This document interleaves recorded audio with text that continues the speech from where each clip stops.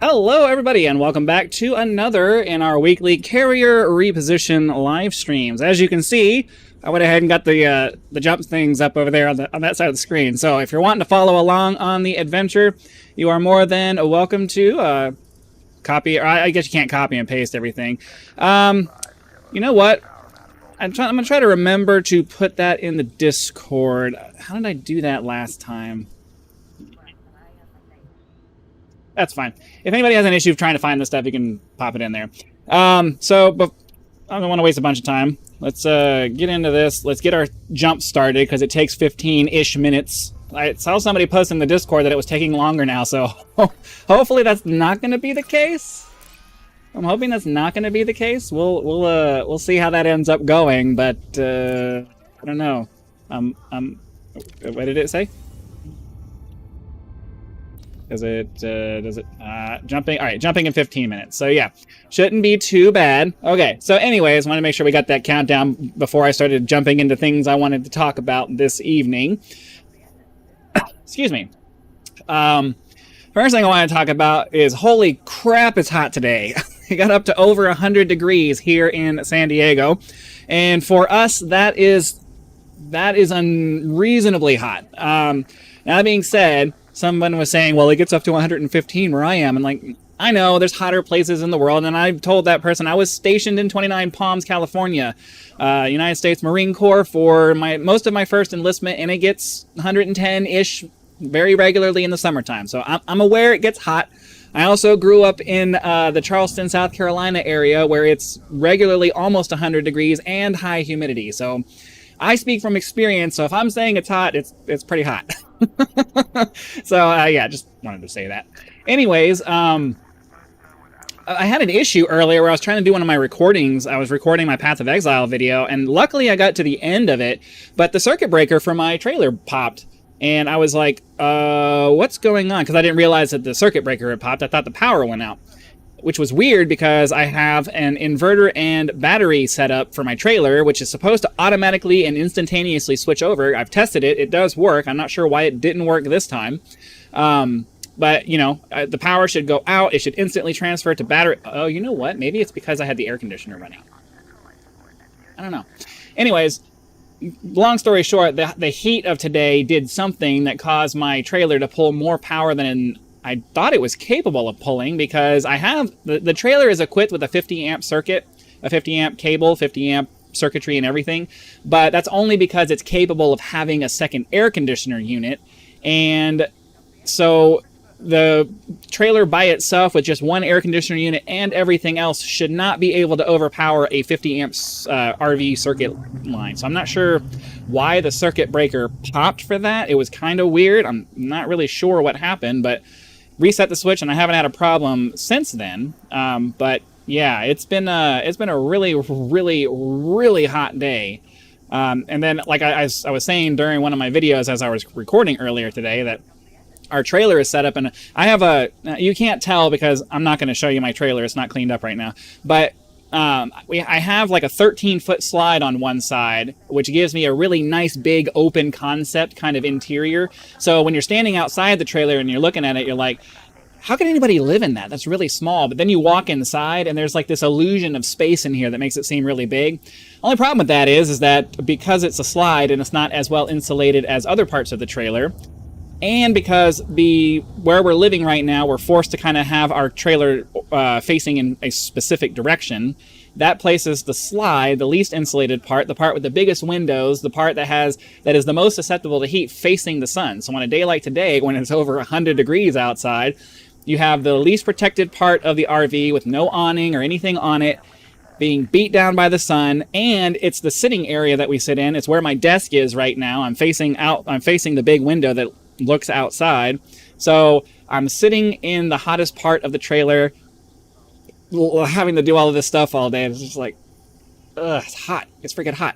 My little thermometer back there was reading like 80 some odd degrees earlier, and I have my air conditioner set down to like 76 or 77, something like that. I try to keep it at like a reasonable temperature, but it just got so hot today that the one AC unit that I have could not overcome that.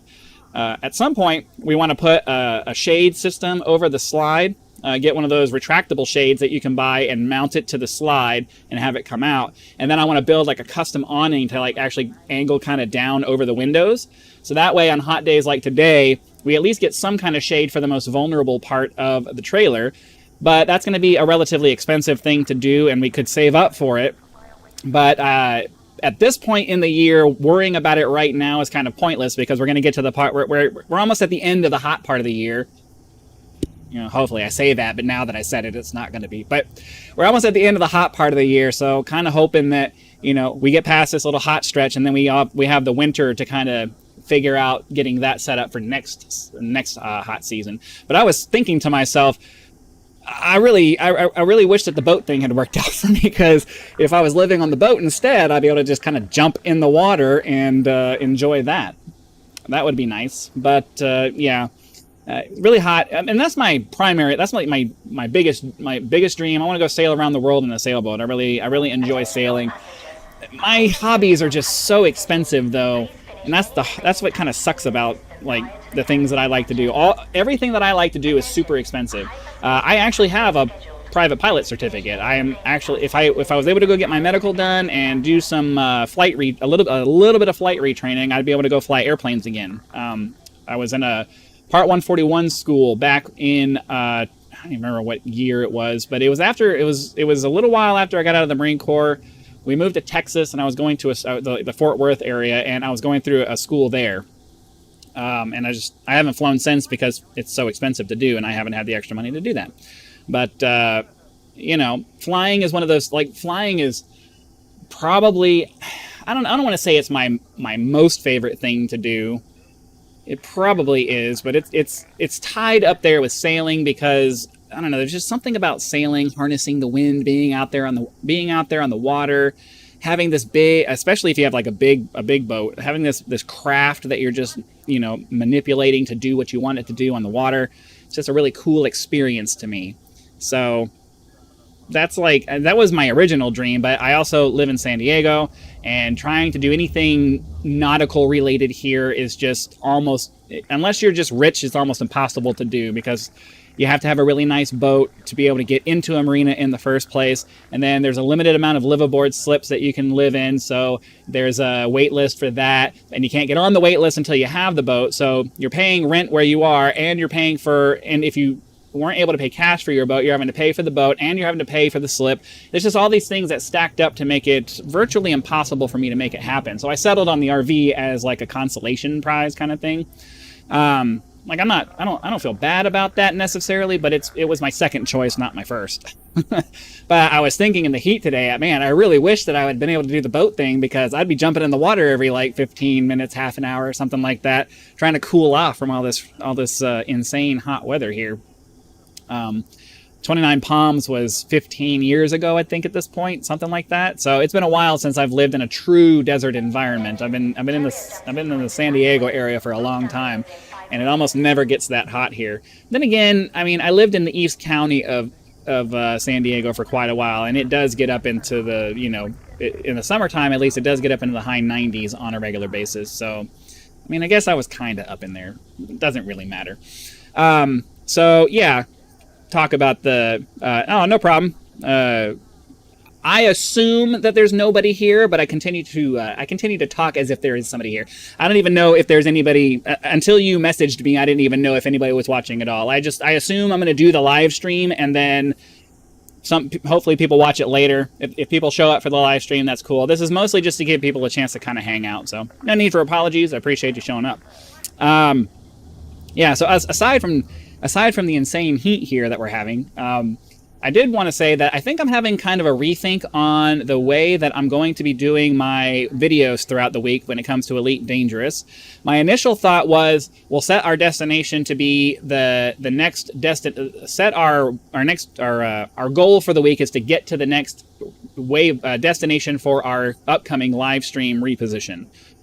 I don't know how to say that in a better way, other than we're generally going to do 3 jumps, and then after we do those 3 jumps, our initial goal was, hey, let's target the next 3 jumps and go to where our carrier is going to end up next week, so we can go find a tritium spot to do some mining.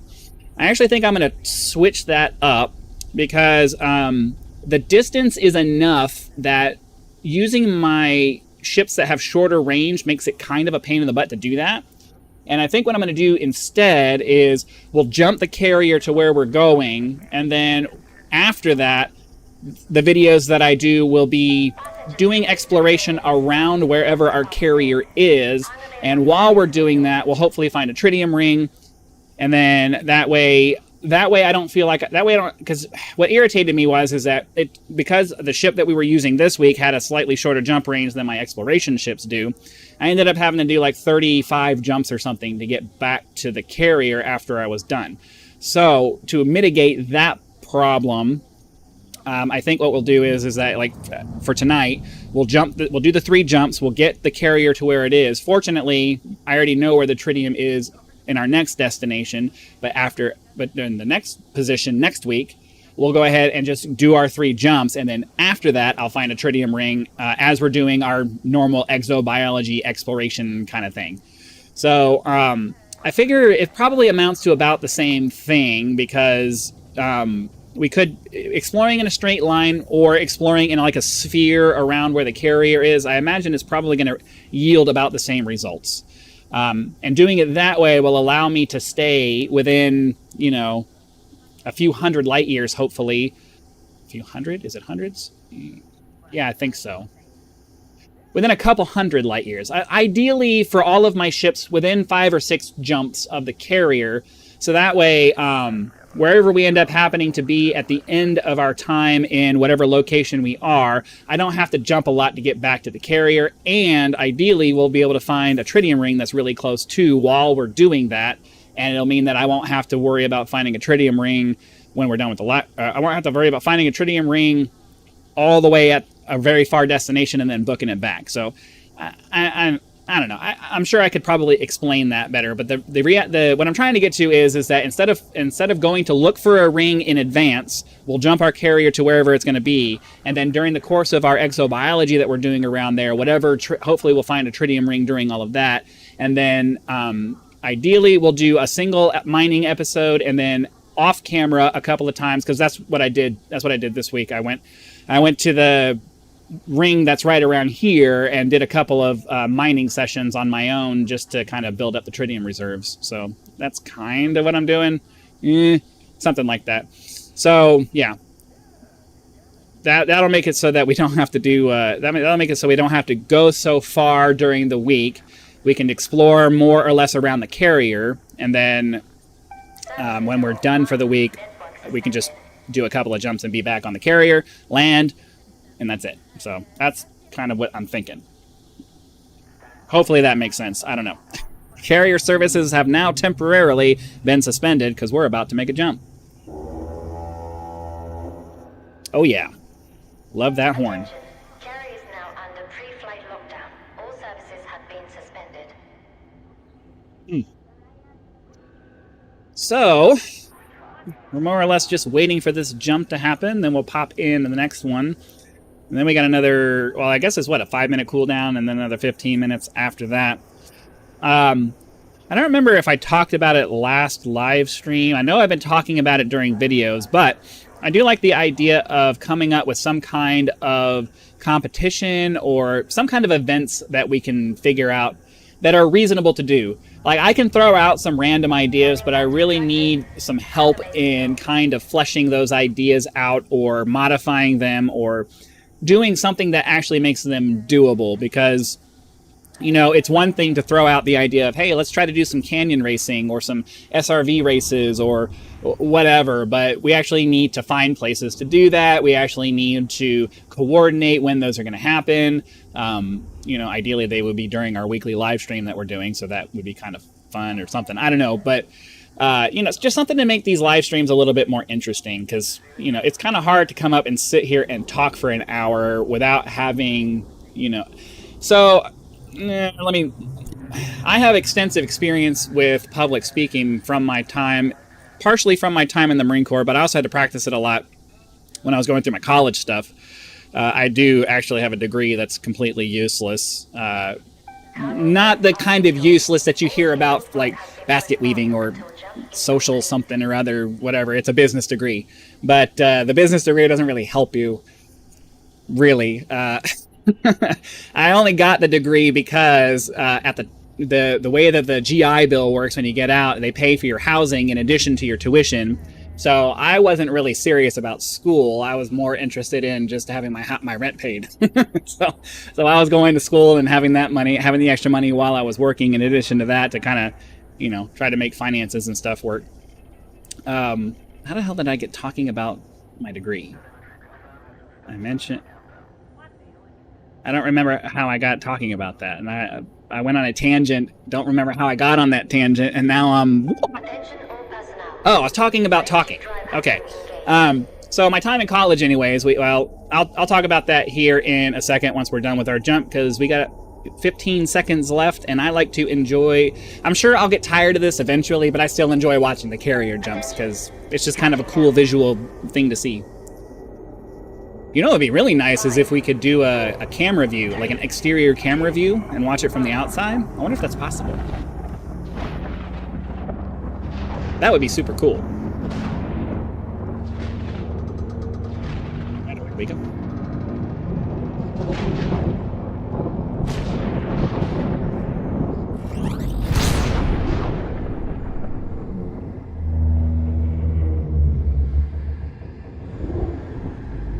I apologize for the shouting that I've been doing for the last, 15 minutes. I keep forgetting, no matter how many times I end up going through that, I keep forgetting that I don't need to shout. The noise behind me doesn't affect my microphone right here, and I end up shouting into the microphone. So I apologize. I'll try to tone it down for the rest of the stream. I'm sure I was probably shouting into my microphone for the recordings earlier today too. I'm sure that's really one of the big reasons why people turn everything off when they're doing their recordings because they don't want to shout into their microphone like I end up doing. I try not to do that, but I forget sometimes. So we are now here. See what the countdown's going to be for the refresh. Let's see here. So 3 minutes for that. We will we'll wait the 3 minutes there. Let's go ahead and just put this here. I want to go ahead and get everything ready. So all right, so let's see. We finished that one. Next up is going to be this one here. So if you're curious to know where we're going next, I'll go ahead and put the destination into the galaxy map.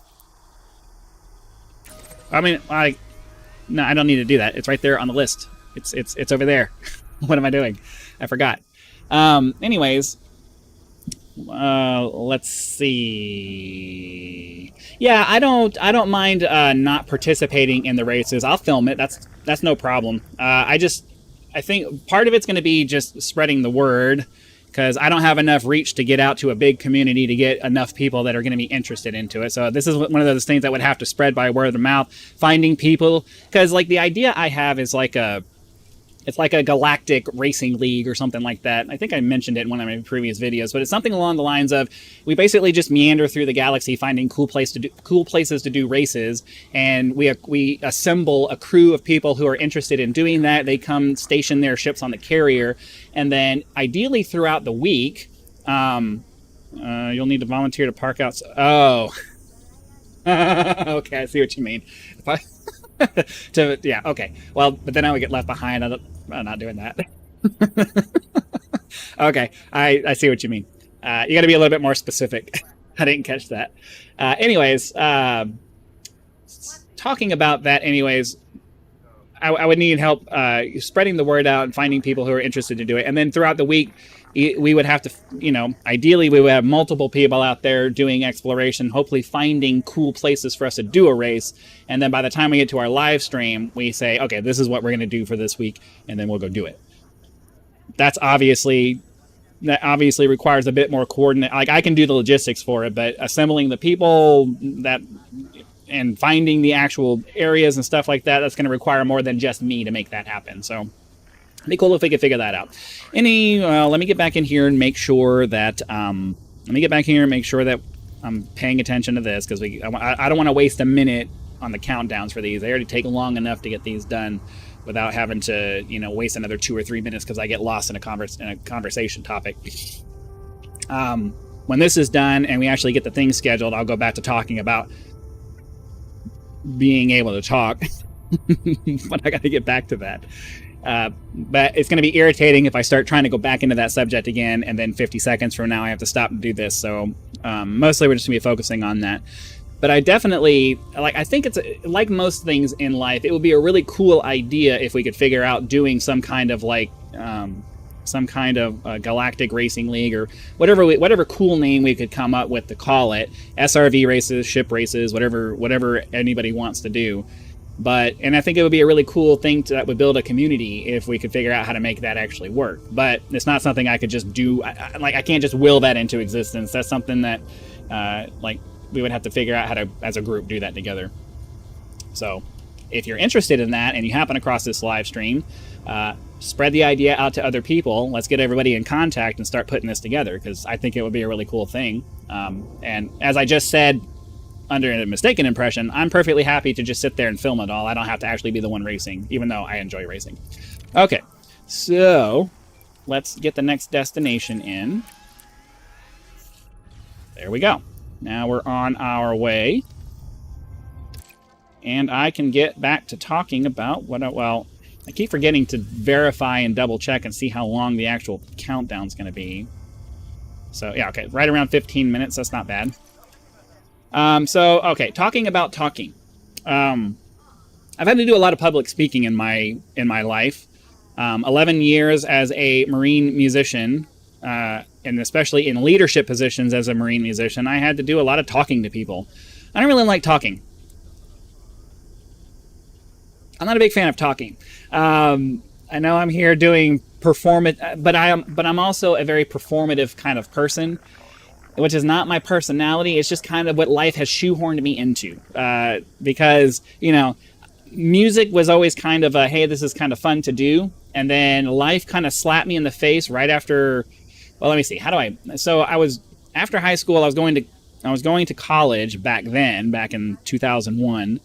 I was going to college for music education, but then life kind of slapped me in the face and was like, hey, I don't want to go into the details of it, but I had to figure out making some money. And my solution was, I'll just join the military, because 9/11 had just happened recently.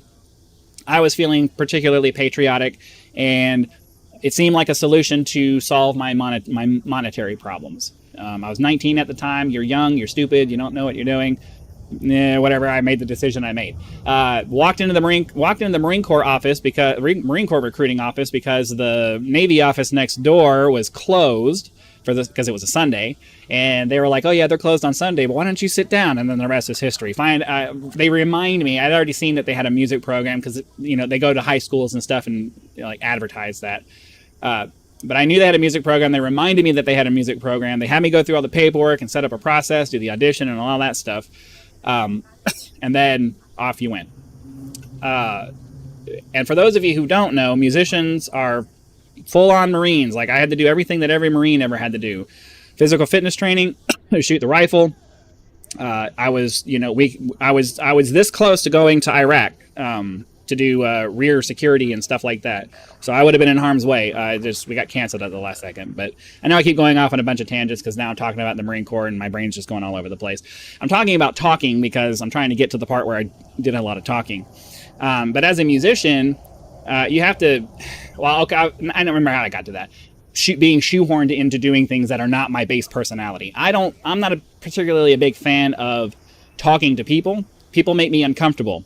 Being in situations, especially with people I don't know, makes me uncomfortable. I am the very definition of an introvert, and when you see me here on camera, you are seeing a genuine version of me, but a version that is artificially amped up so that I can be as interesting as I am capable of being here on camera. So I'm not this way normally. I prefer to be by myself. I'm here in my trailer by myself, and anytime I hear anybody around me in my trailer or people are making noise around me, I'm the guy who walks out. I'm the guy who would walk out on my lawn shaking my fists at the young kids saying, "Get away, go away, you're making too much noise." That's me. But that doesn't work for a YouTube channel, and so I can't be that way here because nobody would watch. So I was shoehorned into the Marine Corps because of my life circumstances, and I had to come up with something, and it was the only thing I could think of that was better than the other options that I had. Then, years of that, and then I get to the end of my first enlistment, and I get opportunities that I ended up deciding I couldn't turn down, so I stay in for another 4 years. And then after that, I was going to get out again. I was going to get out again at the end of my 8 years that I was in, but then I got selected for Staff Sergeant, and I was like, well, okay, I'll stay in again. Then my medical problem happened. I ended up getting medically discharged, and then I had to go find other things to do. But the point I'm trying to make here is that I spent a long time in the Marine Corps Music Program, which is a very public-facing organization. It's one of the primary recruiting tools that the Marine Corps has, and I had to do a lot of stuff where I was in the public, performing in public. So I have many, I threw too many minis in there, but I have many years of experience in a performance environment, because that's what Marine Corps music is. It's a performance environment. You get up on stage, you get one chance to get it right, and if you screw it up, that's it. That's all you get. So that's why I'm relatively okay at doing this here, and I'm able to kind of put on the suit of public performance because I did it for a long time in the Marine Corps. And then I got out of the Marine Corps, went to college, and they required pretty much every class I did. I went to University of Phoenix. Yeah. But regardless of that, I went pretty much every class that I had. They had some kind of public speaking requirement. They had some kind of presentation that you had to do. Every single class, because it was a business class, had some kind of presentation that you had to do. Because the idea is that they're trying to train you on being able to speak to groups of people about whatever it is that you're doing for your business. So in addition to the 11 years I spent in the Marine Corps doing performance-related things, doing public speaking for that as well, and then another four years of a business degree of doing that, I have a lot of experience being able to speak extemporaneously. Now, I struggle when I don't have an idea of what I'm going to talk about, which is why I usually feel like I'm struggling to get through an hour. This is I'm finally looping it back around to what I was talking about, what brought me down this road here. I feel like I struggle sometimes to maintain a constant sense of entertainment or engagement or whatever, even just for an hour of live streaming, because I don't really sit down and come up with a list of topics, because that's kind of hard to do in advance. Like, I could come up with a list of things that I want to talk about. And when I started here, the reason I've been able to get through 30 minutes of this so far is because I had a couple of ideas. I wanted to talk about how hot it was. I wanted to talk about the boat thing because of how hot it was. And then, I let myself kind of go down some tangents to fill out the time, because, we still have another 30 minutes to get through all of this stuff. And if I don't, I'm going to stop talking and it's going to get boring, just sitting here watching the screen, waiting for the jumps to happen. So, yeah. But because I don't have like a list, we were trained to make it so that all you needed was some bullet points, and you need to know enough about your topic to be able to see that bullet point and talk about whatever that bullet point is for a couple of minutes. And then if you have enough bullet points, you're able to do a 15, 20-minute presentation for something, because you're versed enough on the topic to be able to take one little bullet point and turn that into, a relatively extended point or whatever. You can turn that into 2 or 3, 4 minutes sometimes of talking, depending on whatever it is that you're talking about. So, I have a lot of experience in doing that kind of thing, because I've had to do it for a long time. Now, that's not really something that you can easily turn into a career if you don't have the right connections anyway. But, I'm trying to do it now. That's what this is. This is me trying to turn my ability to perform, to be in a performance kind of setting, and try to turn that into a career for me. I don't really care about money that much. Like most people, if I can get to the point where I'm able to make enough money that I can survive and have a decent life, I will have reached my goal for what this is. But I'm realistic enough to understand that I'm probably never going to get to the point where this is the only thing I can do. I'm going to have to figure out some other way of making this, like, this will be a piece of the pie. This will be a portion of my income, and then I'll have something else that's a portion of my income, and maybe something else that's a portion of my income. I can tell you now that my biggest overarching goal right now is to never have to go back to a real job again. I really hate working in the 40-hour work week, being supervised by some person who is focused on whatever it is that they're focused on, and I just have to bend my knee to the company. I don't want to do that crap anymore. I hate that.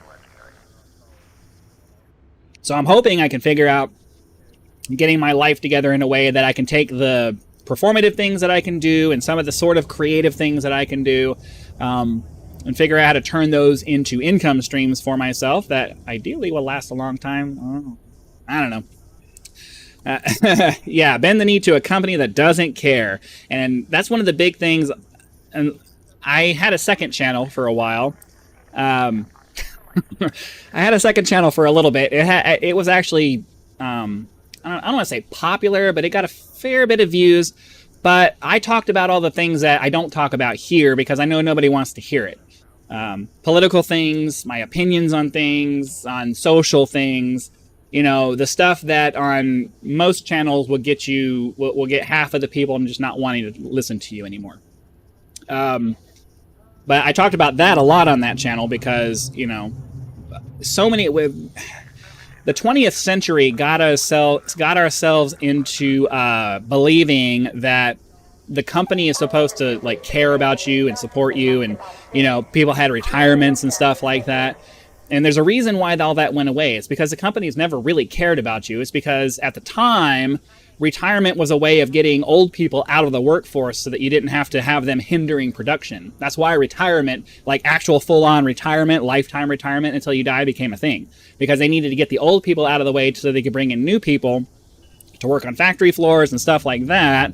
And old people didn't live as long back then, so the metrics worked out so that you know, hey, here's a retirement. We'll pay for you to be semi-comfortable for the rest of your life. Now you can go enjoy your old age, and we'll bring in someone new to replace you. It made sense monetarily back then, but as people started living older and older and older, right, and then the cost of living went up and up and up, it got to the point where that metric didn't make sense anymore. So companies really started pushing towards, hey, we're not going to offer, you know, you work for us for 30 years and then you get a retirement after that. 401k. Now you have to figure out your own thing. Bending the knee, Elite Dangerous Premium. I don't know what Elite Dangerous. I know I have a lot of experience in this game, and I'm an expert in some ways. I'm really not in others. I don't know. I'm not aware of Elite Dangerous Premium. I'm guessing you get some kind of package for that, and maybe some arcs or something. Is that their monthly subscription thing? I don't know. I've never done it before, so I wouldn't know. No brainer. 10 bones for a video game you'll ever spend. Oh, okay. You're responding to his question. What is this Elite Dangerous Premium?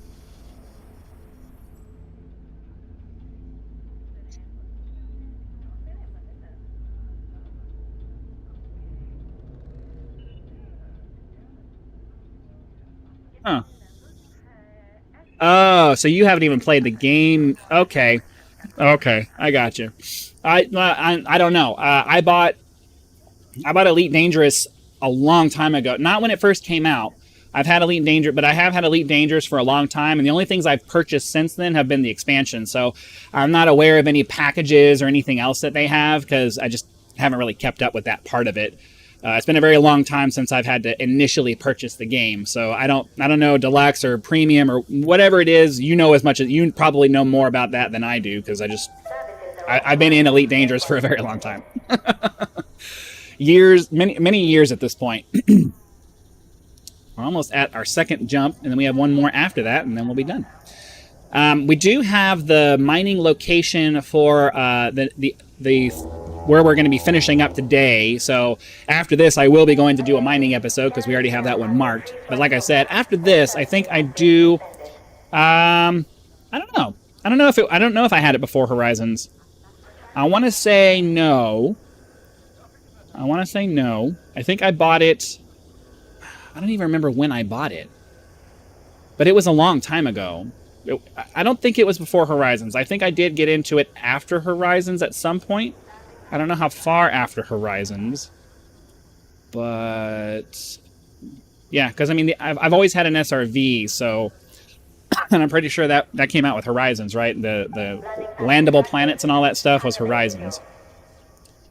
But I don't even like. But I mean, Horizons was out for a long time before Odyssey came out, right? I mean, I'm pretty sure. I feel like I've had this game for a very long time. I'm trying to remember the first time I played it, but I can't remember off the top of my head. Like, when did Horizons come out? Let's see if I can find that information. Elite Dangerous Horizons. When did that come out? Release date. AI, June 3rd, 2016. Yeah, I felt like I had... yeah, so I think I had it... I think I got it not right after Horizons came out, but within a couple of years of Horizon coming out, because I've had the game for... I've been on and off with Elite Dangerous for a while. So, I don't know. I don't remember specifically when. I'm pretty sure... I'm almost positive that it... Yeah. I want to say it was like 2017, 2018, something like that. Or, I don't know. Oh, we're down to a minute. Cool. So let's get my spreadsheet up, because once we get... Well, I'll go ahead and mark this off as having made the jump already and get this copied. That way I don't forget to do it. So, yeah. I think after this, like I was saying at the beginning of the stream, rather than... trying to get to the next destination with whatever ship we're using for the week, we're just going to stay in the local vicinity and try to find a tritium ring there. And then once we find one, ideally we'll be able to do a video of mining there, just so we can get...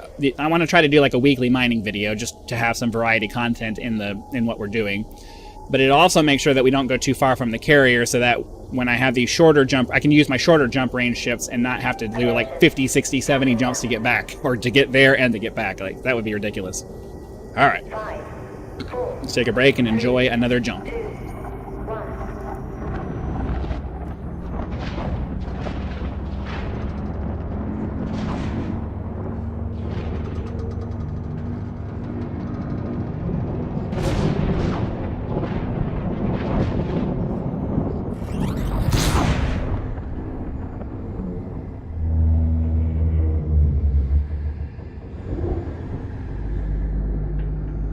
I love the sounds that this thing makes as it's going through.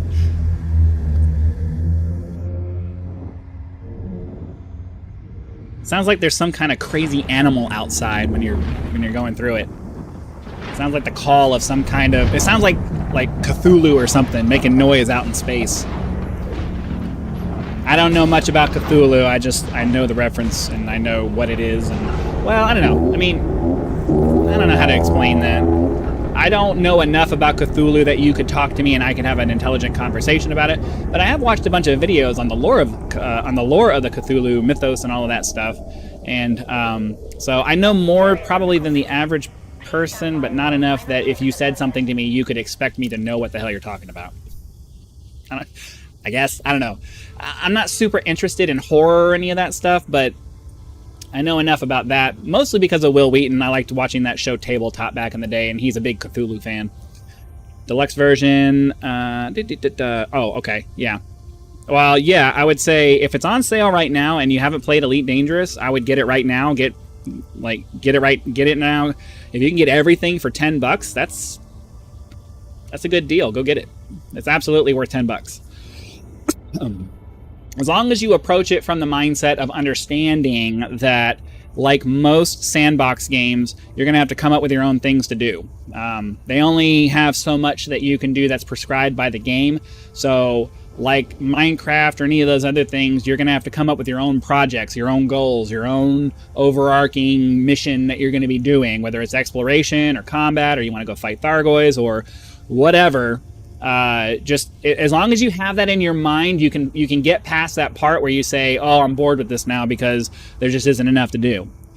Agreed. The game itself doesn't provide you with enough to do. You have to come up with your own things to do. So just keep that in mind. But it's definitely like way, way, way worth it for $10. If it's only $10 right now, I think I paid 15 something for the Horizons, the base game in Horizons back when I first bought it. I think it was 15, I think. And then when Odyssey came out, what was the price when I bought it? I bought it short. I didn't buy it right when it came out because I wasn't particularly impressed with what they said they were going to offer. And then I ended up buying Odyssey primarily because it came with graphics updates that I really wanted.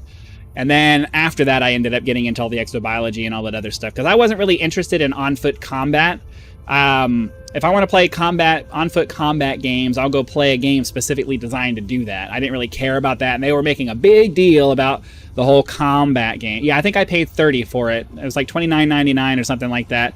I waited until the price came down, too. I wasn't paying $60 for that.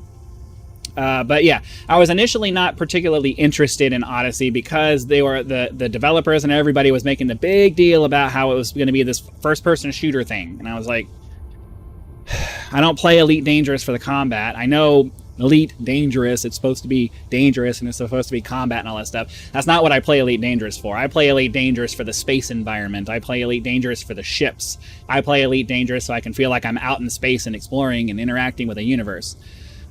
So at the time, Elite Dangerous didn't really have any kind of serious appeal to me. But I ended up getting it mostly because I kept hearing and I kept seeing all the graphics updates that Odyssey provided that you didn't get with Horizons. There was a bunch of things that just changed visually with the game when you got it. And that's why I ended up buying it. And then I kind of got sucked into all the other stuff like the exobiology and upgrading the suits and all that other stuff. I was like, well, I have it now, so I might as well get this other stuff. So that's what I ended up doing. But yeah, $10 for the entire package, absolutely worth it. Like, that's not even a question. If you don't do that, then I don't know what to tell you. That's a bad decision. Horizons is part of the base game. If you buy, so you have Elite Dangerous, and then Odyssey is a separate thing that you can get.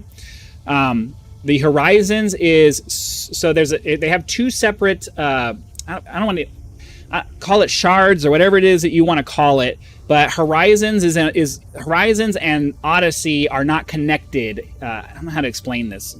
Maybe somebody can type out a better explanation than I can just kind of off the top of my head half-ass explain to you right now. But if you buy just Horizons, or if you have both and you just choose to play the Horizons version of the game, that particular version is not maintained anymore, and it's also saved in a separate spot from the Odyssey stuff. So Odyssey continues to get whatever updates and stuff that we get. Horizons is it's an archive kind of thing where I think we can actually do our jump now. I got too busy talking and wasn't paying attention. Let's get that done. Now we can. All right, there we go. Sorry about that. Exactly. All the stuff you want to, all the stuff you don't want to do equals the stuff you do when you run out of ideas. Yeah.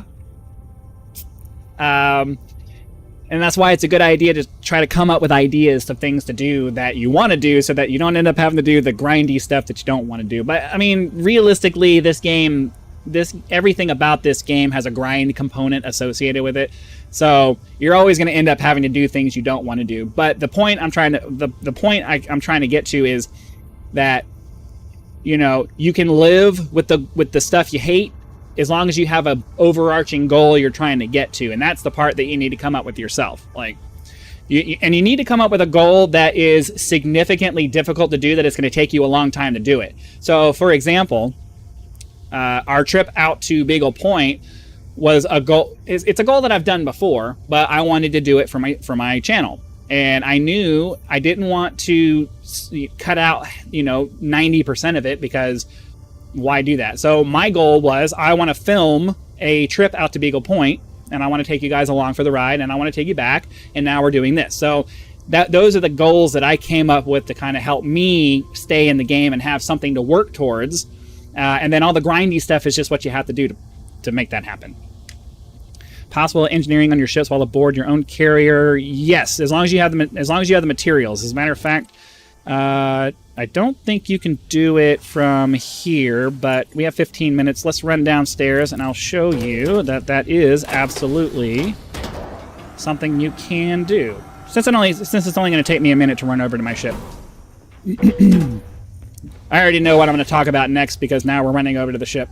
And I was planning on talking about it, but now that we're actually going over here, I'm going to talk about it now.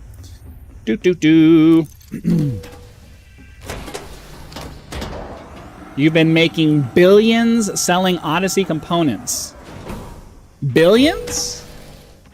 Yeah, I was of two minds about selling my exobiology. Is that something you guys would prefer me to do on camera, or do you care?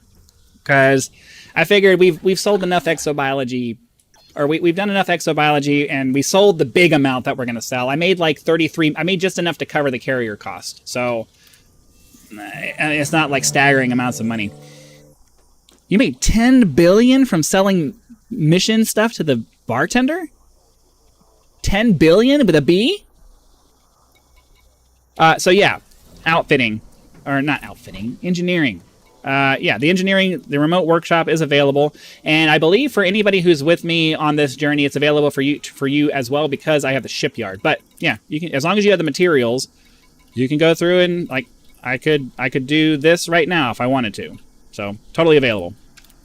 That is insane. 10 billion credits from doing missions. That I don't know how you're making that work. I don't know how you're making that work. Yeah.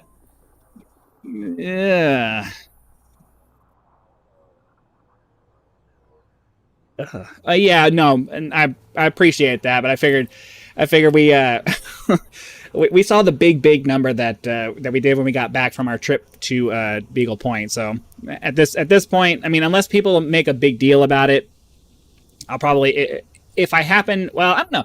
Well, I'll probably continue. I'll probably start selling it on camera now, because the new plan that I have is making it so that we're gonna we're going to stay pretty close to the carrier, which means that I should end my time out in space by landing on the carrier, and then we can sell off our stuff. So the only reason I didn't list last time is because the ship that I was in needed 35 jumps to get back, and I wasn't going to make you guys watch that. So we'll see. I don't know. I don't have a rule for it. We'll figure it out. Sell all the... There's something in the way. I can't read. Sell all the data for 10K%? What does that mean? I'll give you time to figure that out. Anyways, let me get back up to the bridge. Oh, I wanted to talk about mining. As you can see, I'm still in this ship for my mining. I did set up my my cutter. I did set up my cutter for laser mining, and I found that while it does mine marginally faster than what this can do, it doesn't mine so fast that I'm willing to put up with the lack of fun that I'm not willing to sacrifice the fun that I get from this for the marginally increased mining speed that I get from my cutter with a bunch of mining lasers on it. Yeah, for the most part, when it comes to tritium, you're doing mostly mining lasers, but at the same time, this ship can also do the subsurface mining and also the abrasion blaster and all that stuff when I come across those things, and it's much more nimble and just fun to fly. So I did about 45 minutes and got about 93 tritium with this ship here, which is good enough. You know, if I do 2 or 3 sessions a week with this to go do mining, that'll be pretty reasonable. 10% of the galactic average is the most you can sell stuff for.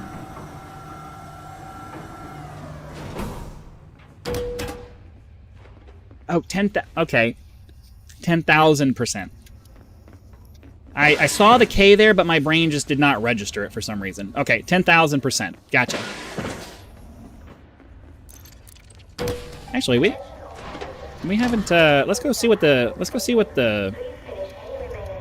bar looks like right now. We got some time.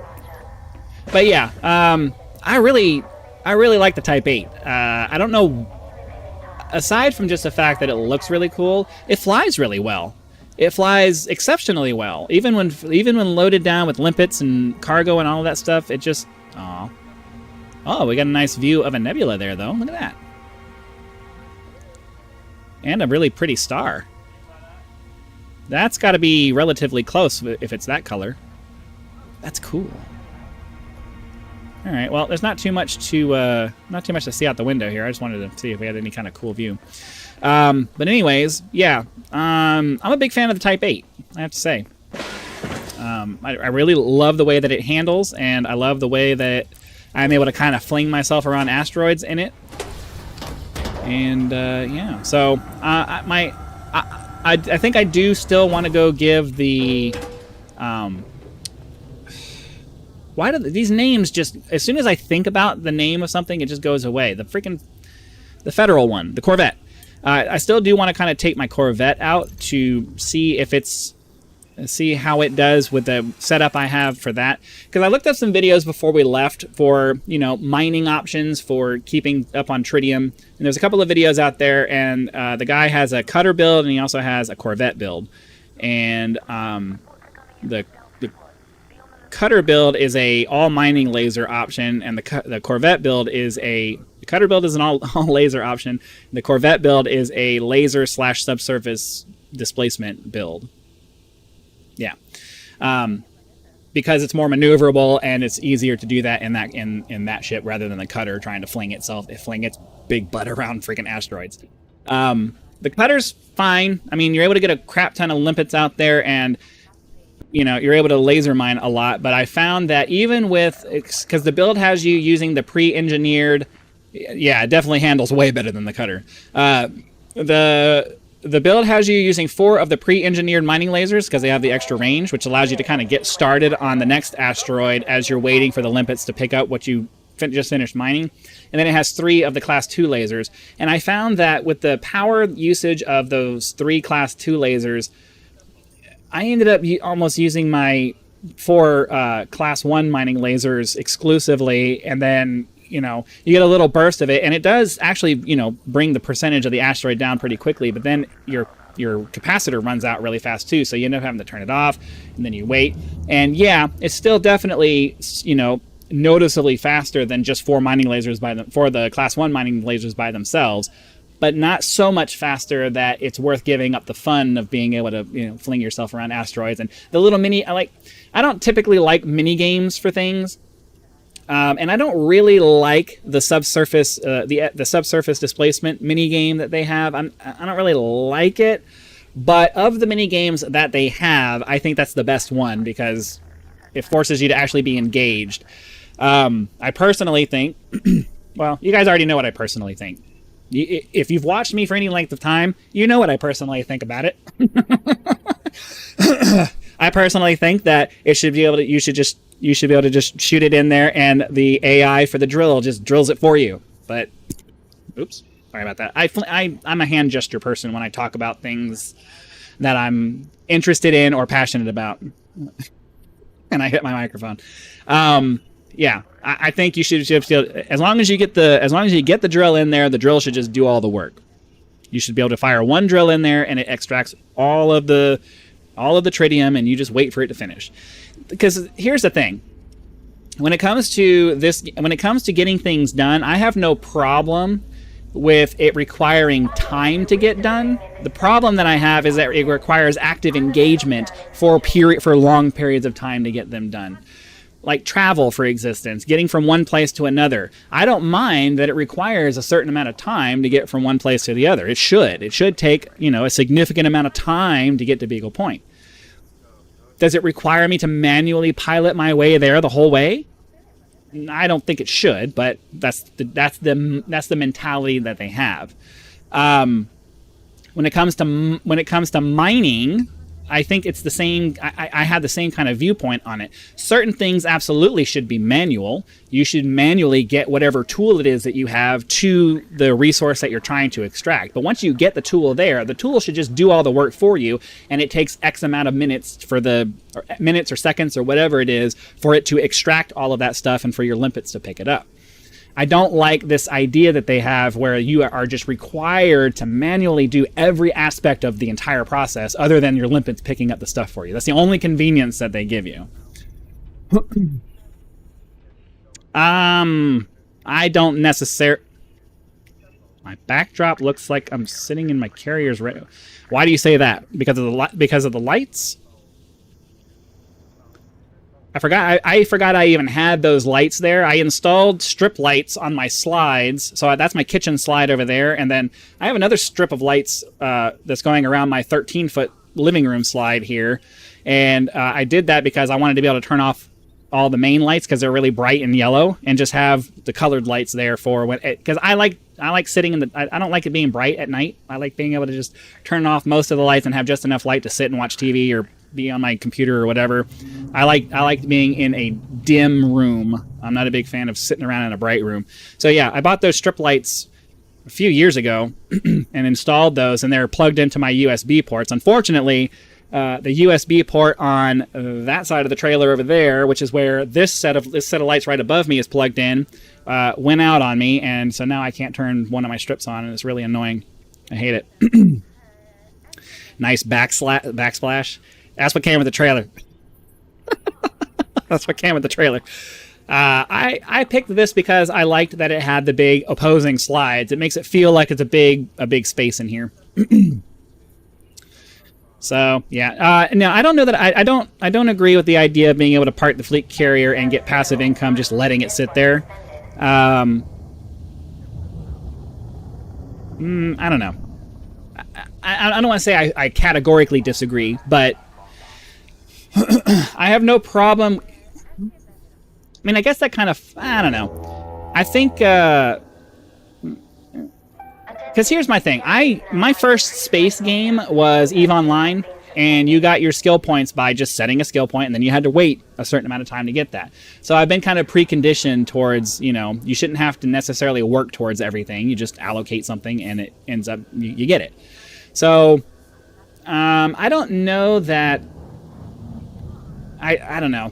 I think for me at least, I think there is a minimum requirement that you should still be there participating in the process in the idea that, you know, you're in the game and you're actually there, but at the same time it shouldn't require so much of your attention that you can't do something else. Because one of the most frustrating things for me is I'm trying to hurry up and get something done, but it's also a very boring and mindless process, and I'd like to be able to like do some research while I'm waiting to get to my destination. I still want my ship to get there as fast as possible, right? I don't want to have to suck up this 75% throttle thing with the Super Cruise assist, right? I want it to just go full blast, get me there as quick as possible. But while I'm waiting for that, for the 15 or 20 seconds sometimes, or, you know, sometimes it takes a minute or more to get where you're going, I want to be able to stop paying attention to this, go over here and look something up, and then not have to worry about, oh man, I missed my chance to actually do this the right way. Now I have to do a loop and do all this stupid crap to figure it out. Like, things like that. I want the game to be hands off on all the mindless, boring crap so that I can find a secondary thing to do while I'm waiting for whatever whatever the mindless, boring thing is to just be done.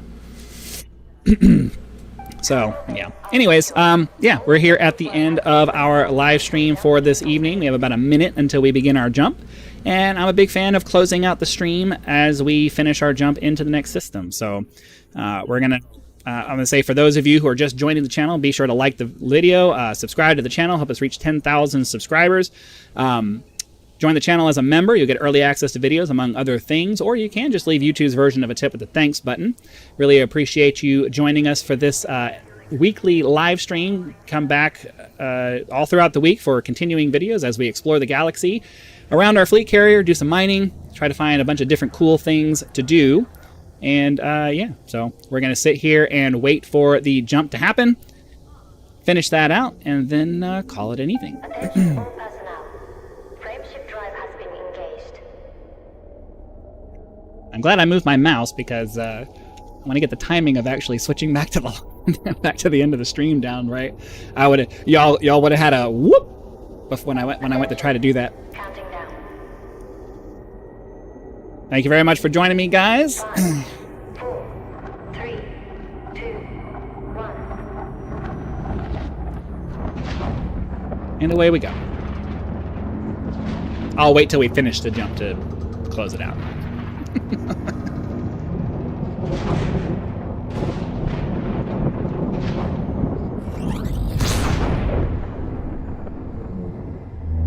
Absolutely, we'll see you there. I've seen the carriers that are following us along. It's really cool. I think we have 3 right now. It's really cool.